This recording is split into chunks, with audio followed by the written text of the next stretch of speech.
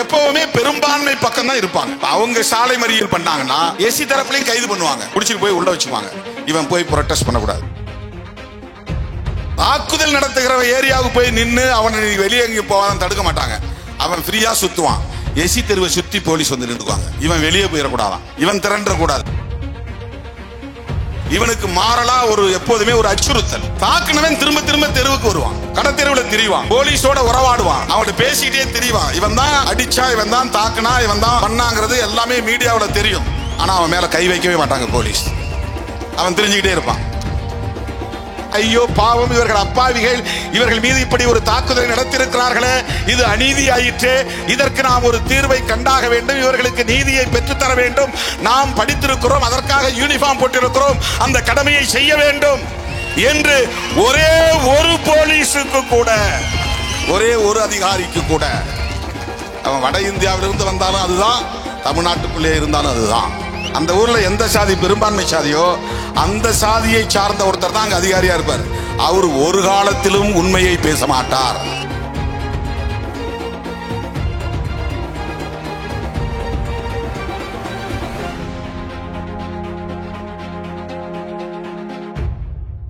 கண்ணு கெட்டிய தூரம் வரையில் கடலென திரண்டிருக்கிற என் உயிரின் உயிரான விடுதலை சிறுத்தைகளே,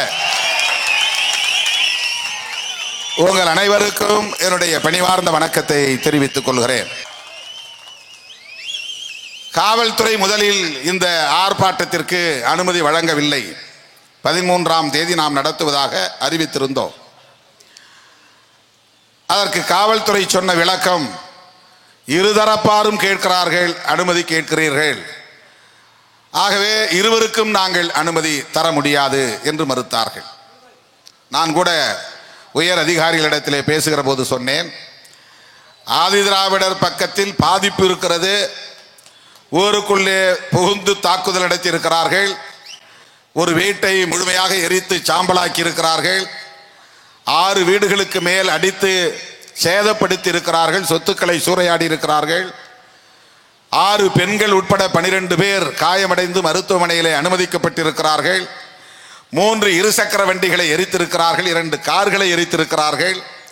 இவ்வளவு பாதிப்புகள் அடைந்த நிலையிலே நீதி கேட்டு பாதிக்கப்பட்டவர்கள் போராடுவதும் தாக்கியவர்கள் போராடுவதும் ஒன்றா? 2 பேரும் எப்படி நீங்கள் சமமாக பார்க்கிறீர்கள்? அவர்களுக்கு அனுமதி மறுத்தால் பாதிக்கப்பட்டவர்களுக்கும் அனுமதி மறுப்பது எந்த வகையிலே நியாயம் என்று கேட்டேன். அவர்களிடத்திலே பதில் இல்லை, இரு தரப்பாருக்கும் இல்லை, அவ்வளவுதான். இந்த நிலையில் உடனடியாக உயர்நீதிமன்ற கிளை, மதுரையில் உள்ள கிளையில் நாம் வழக்கு தொடுத்து பாதிக்கப்பட்ட தரப்பிலே போராட்டம் நடத்துவதற்கு காவல்துறை அனுமதிக்கவில்லை, எங்கள் தரப்பிலே நியாயம் கோருவதற்கு ஜனநாயகத்தில் இடமில்லையா, அனுமதிக்காதா என்ற கேள்வியை நாம் எழுப்பிய நிலையில் காவல்துறைதான், நீதித்துறைதான், நீதிமன்றம்தான் காவல்துறைக்கு இந்த ஆணையை பிறப்பித்தது. உடனடியாக விடுதலை சிறுத்தைகள் கட்சிக்கு அனுமதி வழங்க வேண்டும் போராட்டம் நடத்துவதற்கு.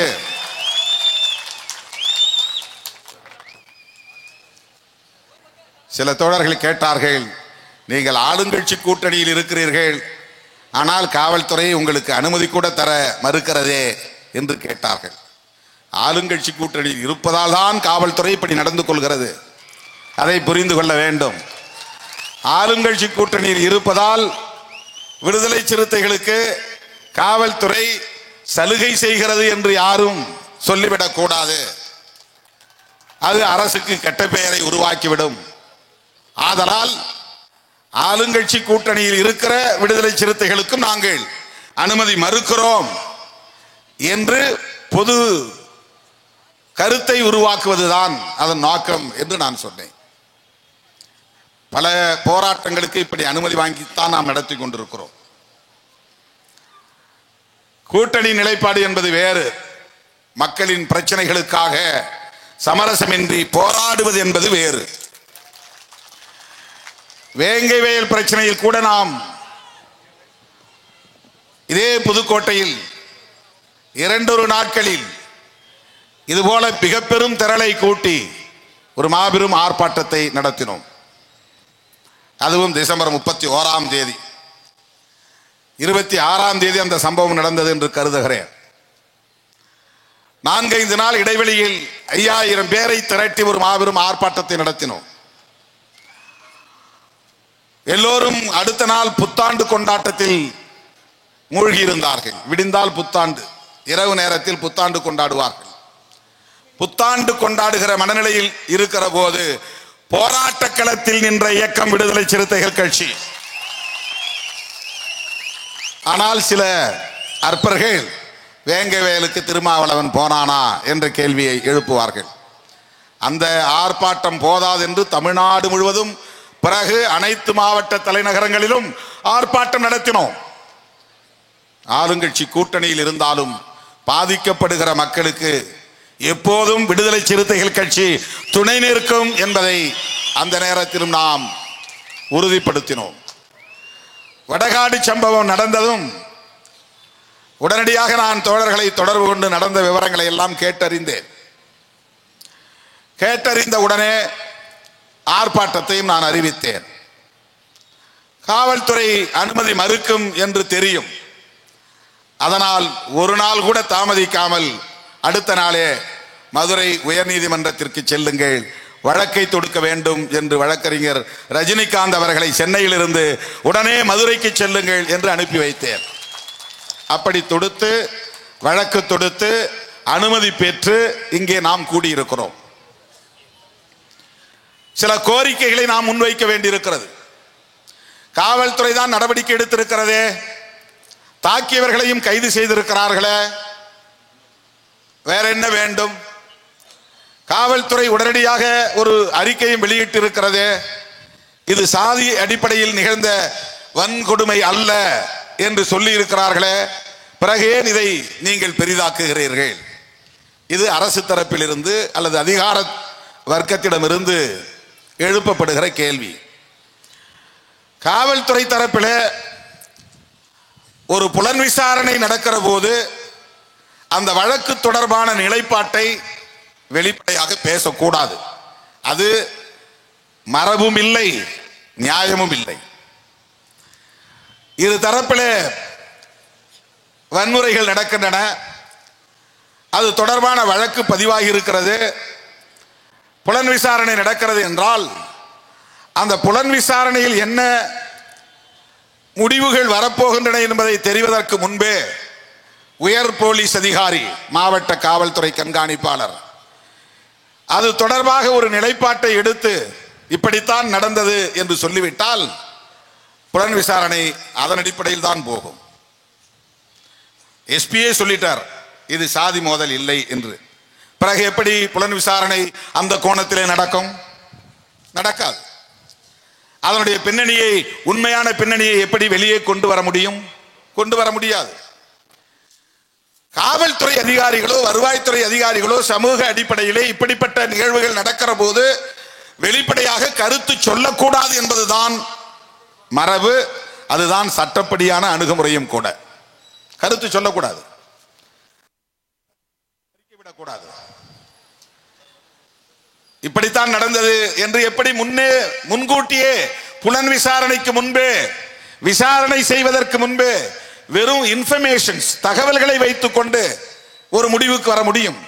அது இன்வெஸ்டிகேஷன் ப்ரொசீஜர் அல்ல. அதனால்தான் அதுக்கு பேர் எஃப்ஐஆர், ஃபர்ஸ்ட் இன்ஃபர்மேஷன் ரிப்போர்ட். அதுக்கு ஆங்கிலத்திலே ஃபர்ஸ்ட் இன்ஃபர்மேஷன் ரிப்போர்ட், முதல் தகவல் அறிக்கை. பாதிக்கப்பட்டவன் ஒரு ஸ்டோரியை சொல்லுவான், எவன் மேல புகார் சொன்னமோ அவன் ஒரு ஸ்டோரியை சொல்லுவான், அவனும் வந்து புகார் கொடுப்பான். அவன் புகார் கொடுக்கிறானோ இல்லையே காவல்துறையை கூப்பிட்டு வாங்கும், வா நீ ஒரு கம்ப்ளைண்ட் கொடு, அப்பதான் நான் பேலன்ஸ் பண்ண முடியும். அவன் பேர்ல 10 பேர் பேர கேஸ் போட முடியும், அப்பதான் லா அண்ட் ஆர்டர் நான் மெயின்டைன் பண்ண முடியும். இது புதுக்கோட்டை போலீஸுக்கு மட்டுமல்ல, தமிழ்நாடு மட்டுமல்ல, இந்தியா முழுவதும் இருக்கிற போலீஸின் அணுகுமுறை இது. இவங்களே கூப்பிட்டு கேட்பாங்க, வந்து நீ ஒரு கம்ப்ளைண்ட் கொடுத்துட்டு போயா, அவன் ஒரு ஸ்டோரியை சொல்லுவான். இந்த இரண்டையும் பெற்றுக்கொண்டு அவர்கள் என்ன சொல்லுகிறார்களோ சொல்லுவதை அப்படியே பதிவு செய்வதற்கு பெயர் தான் எஃப்ஐஆர், ஃபர்ஸ்ட் இன்ஃபர்மேஷன் ரிப்போர்ட், முதல் தகவல் அறிக்கை. அதுக்கு என்ன அர்த்தம்னா, அவன் சொன்னதை நாங்கள் அப்படியே பதிவு பண்ணிக்கிட்டோம், அது உண்மையா இல்லையா, அதில் சொல்லப்பட்டபடி நடந்திருக்கிறதா, உண்மையிலேயே இவர்கள் பாதிப்படைந்திருக்கிறார்களா, உண்மையிலேயே இவர் யார் யார் மேலே குற்றம் சுமத்தி இருக்கிறார்களோ அவர்கள் எல்லாம் குற்றவாளிகள் தானா, அந்த இடத்திலே அவர்கள் இருந்தார்களா, வன்முறையில் ஈடுபட்டார்களா என்பதையெல்லாம் புலன் விசாரணையில் தான் தெரியும். அதற்கு அதிகாரி ஒருவர் இருக்கிறார், ஐஓன்னு சொல்லுவாங்க, இன்வெஸ்டிகேஷன் ஆபீசர். புலனாய்வு செய்வதற்கு எஸ்சி மக்கள் புகார் கொடுத்தால் புலனாய்வு செய்வதற்குரிய அதிகாரி யார் என்றால் டிஎஸ்பி ரேங்க்ல தான் பண்ணணும், இன்ஸ்பெக்டர் ரேங்க்ல பண்ணக்கூடாது. இன்ஸ்பெக்டர் ரேங்க்ல பண்ணா அவர் ஏதாவது ஒரு காரணத்தால் பயஸ்டா இருப்பார், ஒரு சார்பா மாறிடுவார். டிஎஸ்பி லெவல்ல இருந்தா அவர் ஒரு அதிகாரிங்கிற காரணத்தினால கொஞ்சம் பேலன்ஸ்டா இருப்பார் அப்படின்னு ஒரு நம்பிக்கை. ஆனா அப்படி இருக்கிறது இல்ல, எஸ்பியே அப்படி இருக்கிறது இல்ல, அதுக்கு மேல இருக்கிற அதிகாரிகளே அப்படி இருக்கிறது இல்ல. சட்டம் அப்படி நம்புகிறது. ஒரு டிஎஸ்பி ரேங்க்ல போடுங்க, அவர் அன்பயாஸ்டா இன்வெஸ்டிகேஷன் பண்ணுவார்.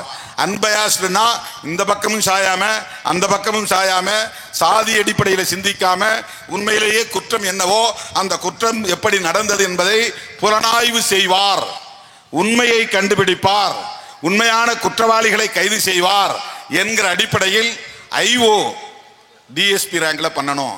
அது வன்கொடுமை தடுப்பு சட்டம் வழங்கியிருக்கிற ஒரு அதிகாரம். ஆகவே இன்வெஸ்டிகேஷன் ஆபீசர் முழுமையான அத்தாரிட்டி உள்ளவர். எஸ்பிக்கு அதுல ஒண்ணுமே கிடையாது, வெறும் சூப்பர்வைஸ் பண்றதுதான், கண்காணிக்கிற வேலை தான். அதனால்தான் அவர் கண்காணிப்பாளர். சுருக்கமா சொன்னா கண்காணின்னு அர்த்தம். வேலை செய்யற இடங்களை கண்காணி இருப்பாங்கல்ல, இந்த கண்காணிப்பாளர் அப்படிங்கிறது சுருக்கம் தான் கண்காணி. அவர்களுக்கு என்ன வேலைன்னா, ஒழுங்கா அட்மினிஸ்ட்ரேஷன் நடந்துட்டு இருக்குதா, போலீஸ் ஸ்டேஷன்ல எல்லா அதிகாரிகளும் வந்து ஆஜராகிறாங்களா, அன்னன்னைக்கு இருக்கிற பிரச்சனைகளை போய் அட்ரஸ் பண்றாங்களா, வேற எங்கேயாவது லாண்ட் ஆர்டர் பிரச்சனை வந்தா உடனே இவங்க டைரக்ஷன் கொடுத்து அங்க போய் பார், இங்க போய் பார், அவ்வளவுதான். இன்வெஸ்டிகேஷன் அத்தாரிட்டி அவங்க கிடையாது. ஆனா எஸ்பி சொல்றார், வடகாடு பிரச்சனை சாதி அடிப்படையில் நடந்ததல்ல, இரண்டு தரப்பை சார்ந்த இளைஞர்கள் குடித்துவிட்டு போதையிலே பெட்ரோல் பங்கில் தகராறு செய்து கொண்டார்கள், அதனால் ஒரு தரப்பை இன்னொரு தரப்பு வந்து அடித்தது, இரு தரப்பும் மோதி கொண்டார்கள், அதிலே தெருவுக்குள்ளே வந்த 4 பேரையும் பிடித்து வைத்துக் கொண்டார்கள், உள்ளே போட்டு கட்டி போட்டார்கள். இது உண்மை அல்ல. இப்ப நாங்க எந்த அடிப்படையில் சொல்றோம், நாங்க பாதிக்கப்பட்டவர் தரப்பிலிருந்து கருத்தை கேட்கிறோம். பொதுவாக அவர்கள் தரப்பிலும் சமூக ஊடகங்களில் பதிவு செய்வதை படிக்கிறோம், காவல்துறை சொல்லுவதையும் உள்வாங்கிக் கொள்கிறோம். ஏறத்தாழ 40 ஆண்டு காலம் இந்த களத்தில் இது போன்ற நூற்றுக்கணக்கான பிரச்சனைகளை எதிர்கொண்டிருக்கிறோம்.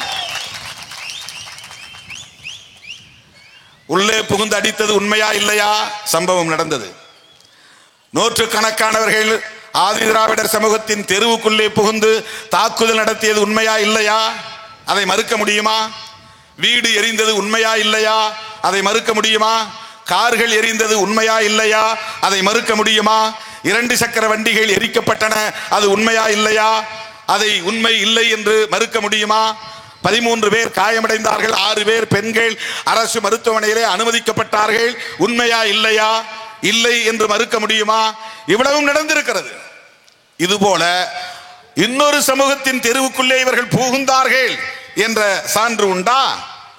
உள்ளே புகுந்து தாக்கினார்கள், காயம்பட்டார்கள், வண்டிகள் எரிக்கப்பட்டன, குடிசைகள் எரிக்கப்பட்டன, சொத்துக்கள் சூறையாடப்பட்டன, சான்றுகள் உண்டா? சொல்ல முடியுமா? ஆக ஒரு தரப்பிலே வன்முறை நடந்திருக்கிறது, தாக்குதல் நடந்திருக்கிறது, பாதிப்பு நடந்திருக்கிறது. காவல்துறை வருவாய்த்துறை அதிகாரிகளின் நடவடிக்கை எப்போதும் விக்டிம் சைடு தான் இருக்கணும். அதுதான் சட்டம் சொல்கிறது. விக்டிம்னா பாதிக்கப்பட்டவர்கள் அர்த்தம். விக்டிம்னு ஆங்கிலத்தில் சொல்றது பாதிக்கப்பட்டவர்கள். பாதிக்கப்பட்டவர்களுக்கு நீதி கிடைக்க வேண்டும், உடனடியாக பாதுகாப்பு கிடைக்க வேண்டும். ஆனால் என்ன சாபக்கேடோ தெரியவில்லை, இந்தியா முழுவதும் காவல்துறை அதிகாரிகளும் வருவாய்த்துறை அதிகாரிகளும் எப்போதுமே தலித்துகளுக்கு எதிராகவே இருக்கிறார்கள். புகார் கொடுத்தால் வழக்கு பதிவு செய்வதில்லை, வழக்கு பதிவு செய்தாலும் அவர்கள் விரும்புகிறபடிதான் வழக்கு பதிவு செய்கிறார்கள். நாம எஃப்ஐஆர்ல கொடுக்கிற மாதிரி பதிவு பண்றதில்லை. எஃப்ஐஆரின் பாதிக்கப்பட்டவர்கள் தருவது போல எழுதுவதில்லை. நீ இப்படிலாம் எழுதாத, நான் எஃப்ஐஆர் போட முடியாது, நான் சொல்ற மாதிரி எழுது. கொடுங்காயம் அடைந்தால் அதற்கு தனி செக்ஷன், தீ வைத்தால் அதற்கு தனி செக்ஷன், சாதி பெயரை சொல்லி இழிவுபடுத்தினால் அதற்கு தனி செக்ஷன், சொத்துக்களை சூறையாடினால் அதற்கு தனி பிரிவு. வன்கொடுமை தடுப்பு சட்டத்திலே வெவ்வேறு செக்ஷன்ஸ் இருக்கிறது. அதுவும் பெண்களை ஹராஸ் தொந்தரவு செய்தால், வன்முறை செய்தால், அவர்களை அவமானப்படுத்தினால் விமென் ஹராஸ்மெண்ட் கேஸ் வேற போடணும். அதுவும் வன்கொடுமை தடுப்பு சட்டத்தில் தனி செக்ஷன் இருக்கிறது. ஆனால் இங்கே என்ன வழக்கு போட்டிருக்கிறாங்க? எப்பவுமே இந்த 3-1-10 அவங்க போலீஸ் த்ரூ அவுட் தமிழ்நாடு அல்லது த்ரூ அவுட் இந்தியா, நீ SC/ST ஆக்ட் போட்டியான்னு கேட்டா உடனே 3-1-10, 3 செக்ஷன், 1 கிளாஸ், 10 சப் கிளாஸ். 3வது பிரிவில் 1வது பிரிவு, அடுத்து 10வது உபப்பிரிவு. அது என்ன சொல்லுதுன்னா, இப்ப மாறி போச்சு. BNSல SC/STல இப்ப மாறி இருக்கு. இப்ப சட்டத்தில் வந்து சில செக்ஷன்ஸ் எல்லாம் மாறி இருக்கு. SC/ST ஆக்ட் மாறலையே, அமெண்ட்மெண்ட் ஆக்ட்ல இப்ப 2015ல வந்து அமெண்ட்மெண்ட் ஆக்ட் 3(1)R 3(1)S. இப்ப வந்து 3(1)10 இருந்தது, இப்ப 3(1)R அப்படின்னு மாறி இருக்கு. R வந்து ABCDEFGH, அதுல வர்ற R இல்ல R. அந்த செக்ஷனை மட்டும்தான் காவல்துறை போடுறாங்க. பெண்களை இழிவா பேசுறது தனி செக்ஷன் இருக்கு, போடுறதில்லை. காயம்படுத்தினா கூட சின்ன காயம் பெரிய காயம் இருக்கு, கொடுங்காயம் இருக்கு, கொடுங்காயத்துக்கு தனி பிரிவு இருக்கு. கொடுங்காயம்னு செக்ஷன் போட்டாதான் அதற்கு தகுந்த இழப்பீடு வழங்கணும். வன்கொடுமை தடுப்பு சட்டத்தில் ஒரு தலித் பாதிக்கப்பட்டால் அந்த பாதிப்பு என்னென்ன பாதிப்புன்னு கணக்கு பண்ணி மதிப்பீடு செய்து அதன் அடிப்படையில் அவங்களுக்கு காம்பன்சேஷன் தரணும் சட்டம் சொல்லுது. ஆனா இவங்க போடுறது வந்து வெறும் சாதியை சொல்லி இழிவா பேசினா அவ்வளவுதான், வேற எந்த வழக்கும் பதிவாகிறது இல்லை. இது நான் புதுக்கோட்டை மாவட்ட காவல்துறை மட்டும் சொல்றேன்னு நினைக்காதீங்க. இது பொதுவா காவல்துறைக்கு இருக்கிற ஒரு அணுகுமுறை. இதுக்கு முன்ன ஓரல் இன்ஸ்ட்ரக்ஷனே இருந்தது. எப்படி ஓரல் இன்ஸ்ட்ரக்ஷன் இருந்ததுன்னா, ஓரல் இன்ஸ்ட்ரக்ஷனா வாய்மொழி உத்தரவு. என்ன வாய்மொழி உத்தரவு இருந்ததுன்னா, யார் ஆட்சிக்கு வந்தாலும் SC/ST கேஸ் கொடுத்தாங்கன்னா உடனே கேஸை போட்டுறாதீங்க, முடிஞ்சா சமரசம் பண்ணி வைங்க, சமாதானப்படுத்தி அனுப்புங்க, கேஸை போட்டுறாதீங்க. இது எல்லா காவல் நிலையத்துக்கும் எல்லா ஆட்சி காலத்திலும் எல்லா அரசு நடக்கிற போதும் காவல்துறைக்கு பொதுவாக சொல்லப்படுகிற ஒரு வழிகாட்டுதல். அது கலவரமா மாறிடும், பெரிய பிரச்சனையா மாறிடும், லா அண்ட் ஆர்டர் பிரச்சனையா மாறிடும். அதுக்கு அவங்க சொல்ற காரணம் என்னன்னா, SC எல்லா ஊர்லயும் சிறுபான்மையா இருக்கிறாங்க, SC அல்லாதவர்கள் பெரும்பான்மையா இருக்கிறாங்க. இப்ப வடகாடுல தாழ்த்தப்பட்டவர்கள், அதாவது ஆதி திராவிடர்கள் ஒரு 200 பேர், 200 குடும்பம் தான், 150 அல்லது 200 குடும்பம். பிற சமூகத்தை சார்ந்தவர்கள் 2000 குடும்பம், வாக்காளர்கள் மட்டுமே 6000 வாக்காளர்கள்.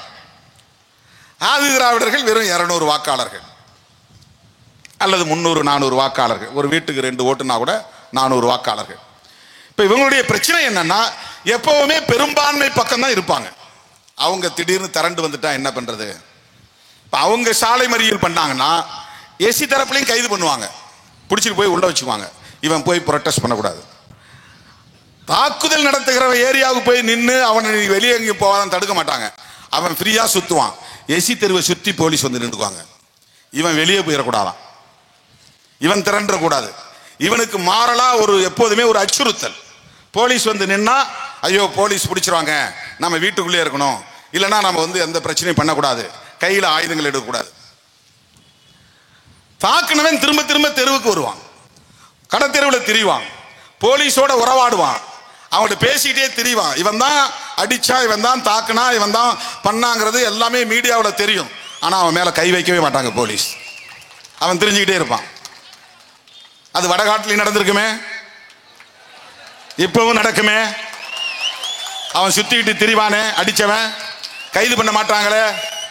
இதுதான் போலீஸ் மைண்ட் செட், இதுதான் பியூரோக்ராட்ஸ் மைண்ட் செட். வருவாய்த்துறை காவல்துறை அதிகாரிகள் ஒருபோதும் பாதிக்கப்பட்ட மக்களின் தலித் மக்களின் சார்பிலே நின்று ஐயோ பாவம் இவர்கள் அப்பாவிகள், இவர்கள் மீது இப்படி ஒரு தாக்குதலை நடத்தியிருக்கிறார்களே, இது அநீதி ஆயிற்றே, இதற்கு நாம் ஒரு தீர்வை கண்டாக வேண்டும், இவர்களுக்கு நீதியை பெற்றுத்தர வேண்டும், நாம் படித்திருக்கிறோம், அதற்காக யூனிஃபார்ம் போட்டிருக்கிறோம், அந்த கடமையை செய்ய வேண்டும் என்று ஒரே ஒரு போலீஸுக்கு கூட, ஒரே ஒரு அதிகாரிக்கு கூட, அவன் வட இந்தியாவிலிருந்து வந்தாலும் அதுதான், தமிழ்நாட்டுக்குள்ளே இருந்தாலும் அதுதான். என்கிட்ட போலீஸ் உயர் அதிகாரிகள் என்ன சொன்னாங்க தெரியுமா? நைட்டு 12:30 மணிக்கு நான் பேசுகிறேன், மிக உயர்ந்த போலீஸ் அதிகாரி. அவர் என்ன சொன்னார்னா, சார் நீங்கள் சொல்கிற மாதிரி இல்லை சார், அந்த வீடு கிடையாது சார், அந்த வீட்டில் யாருமே குடியில்லை, அது ஒரு கொட்டா சார்.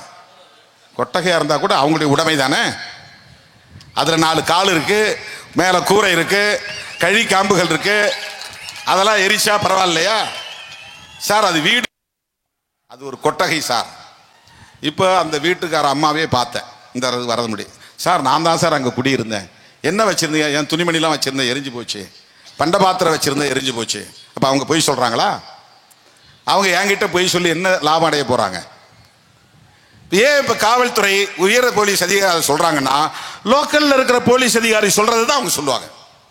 அதை விட முக்கியமாக ஒவ்வொரு மாவட்டத்திலையும் நேரடியாக தகவல் சொல்கிற ஒரு உளவுத்துறை அதிகாரி ஒருத்தர் உண்டு, எஸ்பிக்கு தனியாக ஒரு உளவுத்துறை அதிகாரி உண்டு. இந்த நேரடியாக சொல்கிற அதிகாரிகள் பெரும்பாலும் எந்தெந்த ஊரில் இருக்காங்களோ அந்த ஊரில் எது பெரும்பான்மை சாதியோ அந்த சாதியை சார்ந்தவங்க தான் போடுவாங்க. அந்த ஊரில் எந்த சாதி பெரும்பான்மை சாதியோ அந்த சாதியை சார்ந்த ஒருத்தர் தான் அங்கே அதிகாரியாக இருப்பார். அவர் ஒரு காலத்திலும் உண்மையை பேச மாட்டார். இந்த ஸ்பெஷல் பிரான்ச்சுன்னு நினைக்கிறேன், நேரடியாக எஸ்பிசிஐடி நேரடியாக வந்து இன்டெலிஜென்ஸுக்கு தகவல் கொடுக்குறவங்க, ஐஜி ஆஃபீஸ்க்கு, அவங்க எஸ்பிக்கு தர மாட்டாங்க. எஸ்பி தனியாக தன் கட்டுப்பாட்டில் ஒரு உளவுத்துறை வச்சிருப்பார். அவர் கூட உண்மையை சொன்னாலும் சொல்லுவார், இவங்க இந்த தரப்பில் இருக்கிறவங்க நேரடியாக தகவல் உண்மை சொல்ல மாட்டாங்க. அவங்க பெரும்பாலும் பெரும்பான்மை சாதியை சார்ந்தவங்க தான் ஒவ்வொரு மாவட்டத்திலையும் அப்படி தான் போடுவாங்க. இந்த ஊரில் இந்த சாதி பெரும்பான்மையாக இருந்தால் அந்த எஸ்பிசிஐடி அந்த சாதியை சார்ந்தவராக தான் இருப்பார். நீங்கள் கண்ணை மூடிட்டு முடிவு பண்ணிடலாம். அங்கே எஸ்பிசிஐடியாக ஒருத்தர் இருக்காருன்னா அவர் ஆன்டி தலித்தாக தான் இருப்பார், தலித்துகளுக்கு விரோதியாக தான் இருப்பார். அப்படி தான் அவர் தகவல் கொடுப்பார். அப்போ அவர் என்ன சொல்லியிருப்பார்னா, சார் அது வெறும் கொட்டா சார், அதில் ஒன்றும் இல்லை சார், சும்மா அது ஏதோ தூக்கி போட்டாங்க எரிஞ்சு போச்சு. அப்போ எரிஞ்சு போன கார் வந்து வெறும் பொம்மை காரா? எரிஞ்சு போன 2 சக்கர வண்டி பிளாஸ்டிக்ல செஞ்ச 2 சக்கர வண்டியா? அது எப்படி எரிந்தது? இப்போ 12 பேர் வந்து மருத்துவமனையில் படுத்தாங்களா, அவங்களாம் ஆர்டிஃபிஷியல் இன்டெலிஜென்ஸில் செய்யப்பட்டவங்களா? அவங்க உண்மையான மனிதர்கள் இல்லையா? பாதிப்பு நடந்திருக்கிறது. காவல்துறை தவறாக மேலதிகாரிகளுக்கு தகவல் தருகிறார்கள். உள்ளூர் காவல்துறையை சார்ந்தவர்கள், உளவுத்துறையை சார்ந்தவர்கள் தகவல் தருகிறார்கள். இப்ப கூட எங்க கூட்டத்தை பத்தி என்ன ரிப்போர்ட், எவ்வளவு பேர் வந்தாங்க? ஒரு 200 பேர் இருக்கு சார்பாங்க. அங்க ரிப்போர்ட் வந்து இங்க எத்தனை ஆயிரம் பேர் வந்திருக்காங்கன்னு சொல்ல மாட்டாங்க, 200 பேர் வந்திருக்கிறாங்க. மற்ற கோரிக்கைகள்லாம் விட மாட்டாங்க. போலீஸ் ரொம்ப கடுமையா விமர்சனம் பண்ணி பேசினாரு, அதிகாரிகளை விமர்சனம் பண்ணி பேசினாரு, அப்படி நெகட்டிவ் ரிப்போர்ட் தான் போகும். எதிர்மறையான ரிப்போர்ட் அறிக்கை தான் அங்க போகும். ஆகவே வன்முறை நடந்தது உண்மை, பாதிக்கப்பட்டவர்கள் தலித்துகள் என்கிற போது பாதிக்கப்பட்டவர்கள் மீதும் வழக்கு தொடுக்கிற அணுகுமுறை என்ன அணுகுமுறை? இவர்கள் எங்கே போய் அடித்தார்கள்? பெட்ரோல் பங்கில் நடந்தது என்பது உண்மை அல்ல. இதற்கு ஒரு பின்னணி இருக்கிறது. இதை நாட்டு மக்களுக்கு சொல்ல வேண்டியது நம்முடைய பொறுப்பு. கோரிக்கை முதலில் சொல்லிவிடுகிறேன். அங்கே அடைக்கலம் காத்த ஐயனார் திருக்கோயில் ஒரு கோயில் இருக்கிறது. அது ஆதிதிராவிடர் சமூகத்திற்குரிய கோயில். காலம் காலமாக தலைமுறை தலைமுறையாக அந்த மக்கள் அந்த கோயிலை வணங்கி வருகிறார்கள், திருவிழா எடுத்து வருகிறார்கள். அதை ஒட்டி காலி மைதானத்தில் அவ்வப்போது பொங்கல் வைப்பது உண்டு. மொத்தத்தில் 1 ஏக்கர் அளவுக்கு அந்த பொது இடம். அது ஆதிதிராவிடர் சமூகத்தின் நீண்ட காலமான பயன்பாட்டில் இருக்கிற பொது இடம். அது அரசு ஆதிதிராவிட மக்களின் புழக்கத்தில் இருக்கிற இடம். அது பட்டா இடம் இல்லை. எல்லா ஊர்லயும் கோயில் அப்படிதான் இருக்கு.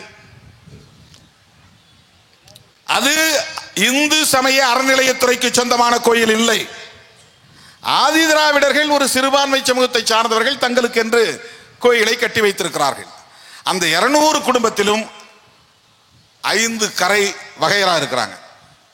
அதுல 3 கரையை சார்ந்தவர்கள், அதான் 3 வகையராவை சார்ந்தவர்கள் அடைக்கலம் காத்த ஐயனார் கோயிலை கும்பிடுறாங்க குலதெய்வமா. மற்ற 2 கரையை சார்ந்தவர்கள் தனித்தனியா, ஒருத்தர் நொண்டி ஐயனார், இன்னொன்னு ஏதோ ஒரு சாமி, 2 சாமி கும்பிடுறாங்க. அது ஒரு 15 குடும்பம், இன்னொன்னு ஒரு 25 குடும்பம் 20 குடும்பம். இந்த 3 கரை இல்லாம ஆனா ஒரே சமூகமா அங்க இருக்கிறாங்க. இது எல்லா ஊரிலும் எல்லா சமூகங்களையும் இந்த மாதிரி வகையரா உண்டு. குலதெய்வங்கள் மாறுபடும். இப்போ எங்கள் ஊரில் கூட 2 குலதெய்வம் இருக்குது. ஒன்று வீரனார், இன்னொன்று மாயவன். இப்போ நான் இருக்கிற குடும்பத்தை சார்ந்த ஒரு 7-8 கொத்துவை சார்ந்தவங்கெல்லாம் மாயவனை சாமியாக கும்பிட்றாங்க. இன்னொரு 7-8 வகையராவை சார்ந்தவர்கள் வீரனாரை சாமியாக கும்பிட்றாங்க. இது ஊரில் இருக்கக்கூடிய 2 வகையான குலதெய்வம். அந்த மாதிரி வடகாடு கிராமத்தில் 5 கரையை சார்ந்தவர்கள் 3 கரையை சார்ந்தவர்கள் ஒரு சாமியை கும்பிட்றாங்க, அடைக்கலம் காத்த ஐயனார். அந்த அடைக்கலம் காத்த ஐயனார் சாமியை கும்பிடுகிறவர்கள் பெரும்பான்மை, 100 குடும்பங்களுக்கு மேல. மற்ற 2 வகை கரையை சார்ந்தவர்கள் மொத்தத்திலே 30 குடும்பம் அல்லது 35 குடும்பம், அவ்வளவுதான். இந்த அடைக்கலம் காத்த ஐயனார் கோவில் இருக்கிற இடம் சற்றொப்ப 1 ஏக்கர், 3/4 ஏக்கருங்கிறாங்க, 1 ஏக்கர்ன்றாங்க. கோயிலுக்கு முன்னால திண்டு மாதிரி கல்லு கட்டி அதுல உபசாமிகள், இந்த துணை தெய்வங்கள் எல்லாம் சிலை வைக்கிறது, அருவாள் வைக்கிறது, கொடுவாள் வைக்கிறது, அம்பு வைக்கிறது, கத்தி வைக்கிறது, இந்த மாதிரி கட்டுறாங்க. காலம் காலமாக இந்த கோயில் வெறுமன இருந்து பாழடைந்த நிலையில் இப்போ புதிதா அதை இடித்து நல்ல பெருசா அகலமா கட்டலாம் அப்படின்னு முயற்சிக்கிறாங்க. அங்கிருந்து தான் பிரச்சனை வருகிறது. இந்த பிரச்சனையை புலனாய்விலே காவல்துறை அறிந்திருக்க வேண்டுமா வேண்டாமா?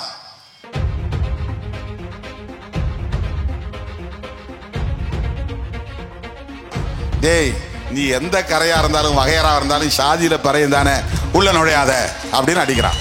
அங்க கோயிலை கட்ட போறோம், இன்னும் பல ஏற்பாடுகள் செய்ய வேண்டும், இனிமேல் நீங்கள் இங்கே வந்து வாலிபால் விளையாட வேண்டாம் என்று சொன்னதுதான் பிரச்சனை. ஏன் அந்த 2 காரை அடித்து உடைத்திருக்கிறார்கள் என்றால், தீ வைத்திருக்கிறார்கள் என்றால், ஒரு வண்டியிலே திருமாவளவன் படம் இருந்திருக்கிறது, விடுதலை சிறுத்தைகளின் கொடி போடப்பட்டிருக்கிறது. 8 லட்சம் ஆண்டுக்கு வருமானம் வந்தாலும் அவன் வீட்டு பிள்ளைக்கு இடஒதுக்கீடு கிடைக்கணும், ஸ்காலர்ஷிப் கிடைக்கணும் என்று சொன்ன இயக்கம் மன்மோகன் சிங்கிடம் போய் கடிதம் கொடுத்தவன் திருமாவளவன், விடுதலை சிறுத்தைகள் கட்சி. ஓபிசிக்கு எதிரானவர்கள் இல்லை.